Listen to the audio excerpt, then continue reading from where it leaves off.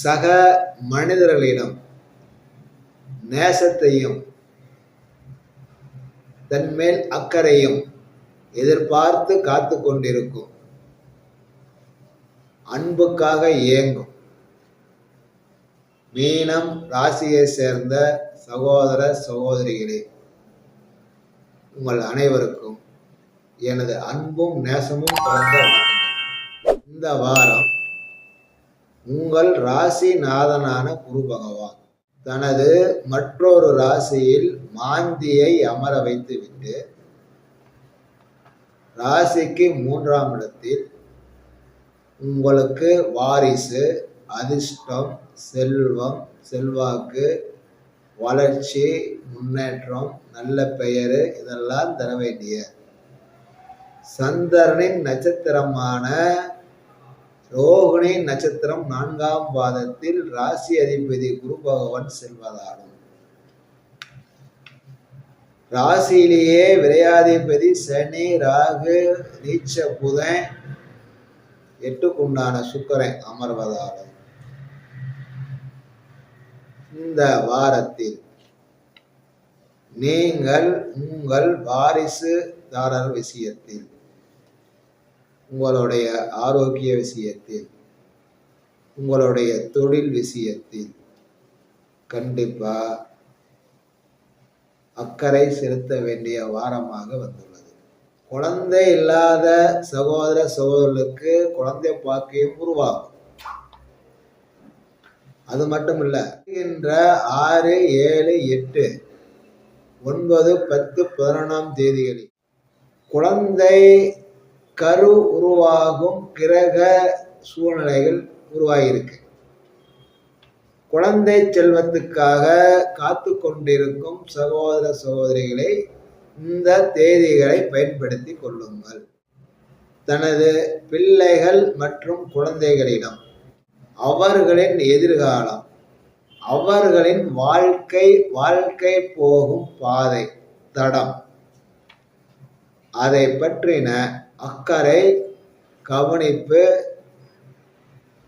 கண்டிப்பா இந்த வாரத்துல உங்களுக்கு தேவைப்படுகின்றது.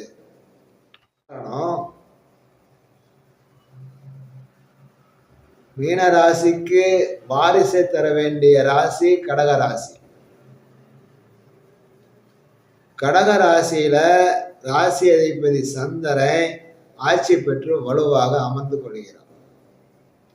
உங்கள் வாரிசு வலுவாக மாறுகிறது. மீன ராசியில விரையாதிபதி சனியும் ராகுவும் நீச்ச புதனும் வந்து உட்கார்ந்துக்கிறாங்க. உங்க ராசி பலகீனம் அடைகின்றது.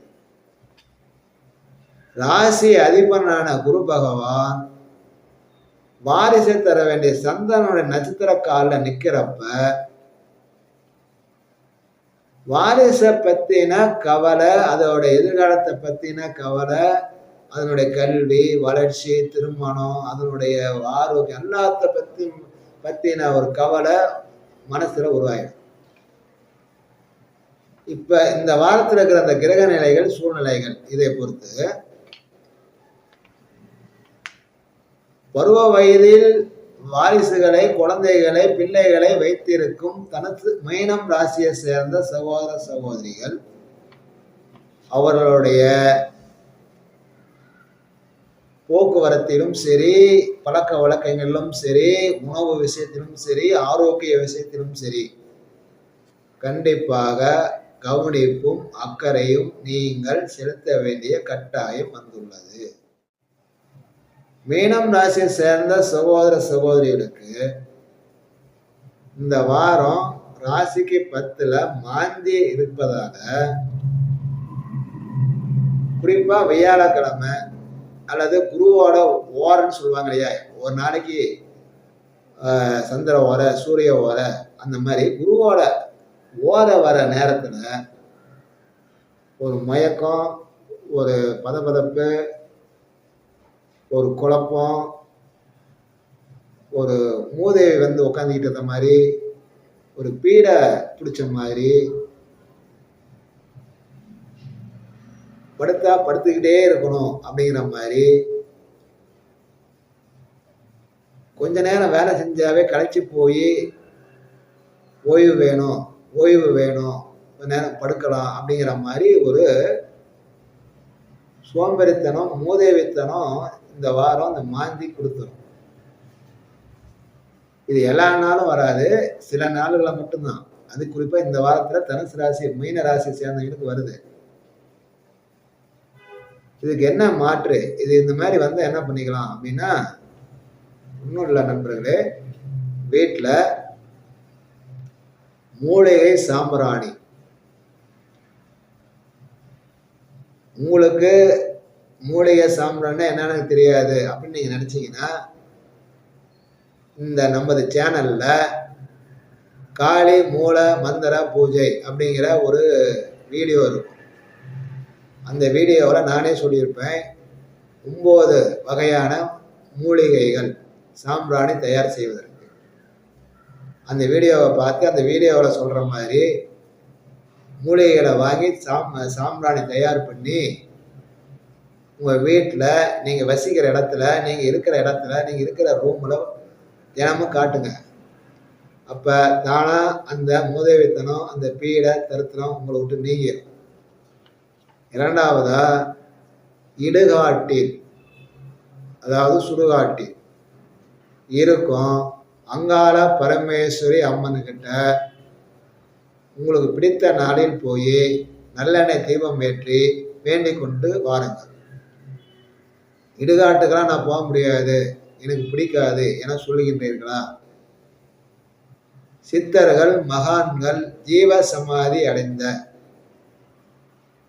திருத்தலங்களுக்கு கோயில்களுக்கு சென்று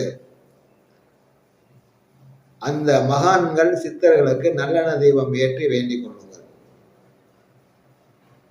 அப்படியே என்னால் அவ்வளவு தூரம் போக முடியாது அப்படின்னு நினைக்கிறீங்களா?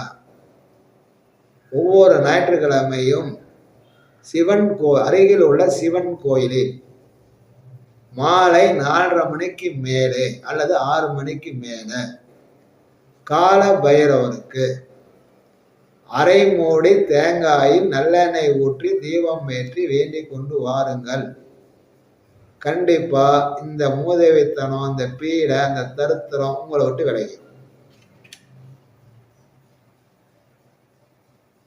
கொஞ்சம் உங்க உடம்புல உங்க வயிறு குடல் சம்பந்தமா சின்ன சின்ன பிரச்சனைகள் வர மாதிரி தெரியுது. முன்ன மாதிரி பசிக்காது, பசி எடுக்காது. அதனால ஆரோக்கிய விஷயத்துல, செரிமான விஷயத்துல கண்டிப்பா அக்கறை செலுத்த ஆரம்பிங்க. 7:30 ஜென்ம சனி நடப்பதால அனாவசியமான கவலைகளும், நீங்க எந்த தப்புமே பண்ணியிருக்க மாட்டீங்க, ஆனா உங்க பிள்ளைகள், குழந்தைகள், சொந்தங்கள், பந்தங்கள் அவங்க பண்ற பிரச்சனை, அவங்களால உங்களுக்கு ஏற்படுற கஷ்டம், மன வருத்தம், உழைப்பு, அலைச்சல், அதனால உங்களுக்கு உடம்பு அசதி இதெல்லாமே இருக்கு. இந்த வாரம்